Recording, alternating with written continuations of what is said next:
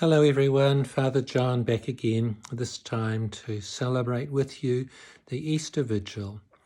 But let's just begin a little before that. Today is Easter Saturday. It's the Sabbath, and the Sabbath is a time where we stop in the Jewish tradition. We do nothing, and I think it parallels beautifully our lockdown period where we've all had time to stop, reevaluate, and we must do this. And this is a chance for all of us on the positive side to reevaluate where we are at in life and where we will go and what we are committed to. Let's just think of the first disciples. They have just suffered on Good Friday the death of the one they loved and everything they'd hoped for. Let's just go back there a minute. This day for them was a day where they came to or struggled to come to terms with everything that has happened, particularly in Good Friday on his dying and his death. So on the one hand, we recall that Jesus died as, on the one hand, the positive, a proponent of God's kingdom of peace. He died also as an opponent of imperial powers. He was crucified along with two criminals. He was crucified as somebody cursed by God under Jewish law. As the Son of God, however, he identified in his suffering with, on the one hand, the crushed. To paraphrase Thomas Merton, he was crushed and murdered with the murdered. He identifies with all the murdered, the innocents who die and are killed. He identifies those who are crushed by wars, with massacres, hatred, with the abuse, slaughter and torture of the bodies and souls of children, women and men, with the destruction of cities, with the destruction of ethnic minorities, with those killed by bombs and armaments, with the starvation of millions.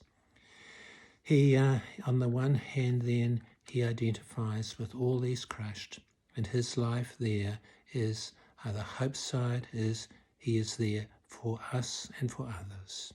If we turn to ourselves, God likewise on the cross is identified with us in the smaller and greater sufferings of our lives, with the little deaths and the little joys, and with the final death of ourselves and those we love.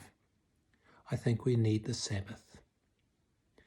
Let's just now move to the Easter Vigil, and I just want to start with the fact that on Easter night we gather around a fire and we have a big Easter candle, and on it is a cross. And what we do is we first of all bless the candle, and on it is there are 5 wounds, if you like, and we put a little red mark, a little red nail, if you like, into the Easter cross. One for the crown of thorns, one for each of the hands and each of the feet, and then one in the center for the heart pierced by the soldier's sword. Around them we have the year 2020, and at the top and the bottom the first and last letters of the Easter of the Greek alphabet. And then from the Easter fire we light the candle.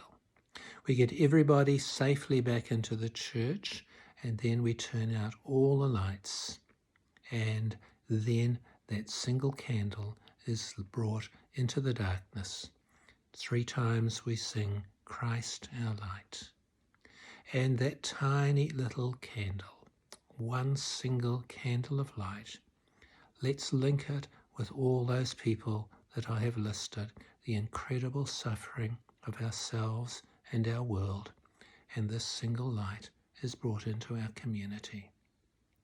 Beyond that, however, the candles of our own baptism are lit, and it is an amazing experience how the light just spreads right through the community.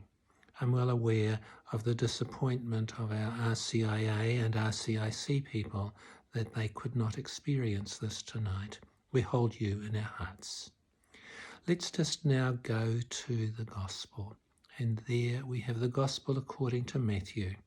There are two parts to the resurrection stories. One is the empty tomb, which is necessary because if his body was there, the criticism would be that there was no resurrection, they stole his body. But against that, we have a whole variety of witnesses to the resurrection based in all sorts of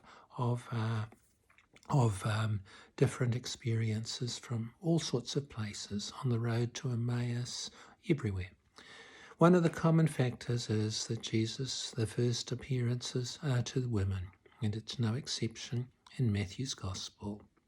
What the heart of the Gospel today, or for tonight, is where the angel tells them, Jesus is not here, he is risen. He goes before you to Galilee. Galilee is the place of home, and there the angel is telling them, go home, and you will see him there. It's not just home as a physical place, it's our Galilee, that place where, and our world's place where we belong to be. So the Easter message today with that, or tonight with that single candle of hope lit above the suffering of our world, is God's identification with us and that single candle of light. Where's your Galilee? Go there.